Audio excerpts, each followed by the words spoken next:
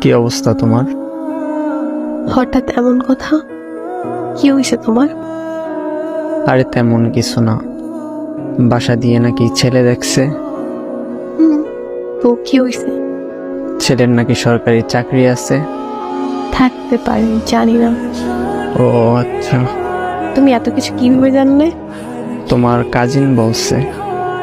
ও আচ্ছা, এইসব খবর ও ভালো রাখে। তোমার পরিবার তো মনে হয় রাজি।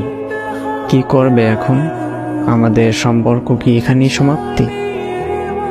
এই শোন, বিয়ে আমি করব, আমার পরিবার না। আর তোর এত কিছু কে ভাবতে বলছে? তোর সামনে পরীক্ষা, তুই পড়াশোনায় মনোযোগ দে। আমি তোর ছিলাম, তোর আছি, তোরই থাকবো। তুই পরীক্ষাটা দে আগে, তারপর হাত ধরে নতুন জীবন শুরু করব। সত্যি তো? হ্যাঁ সত্যি।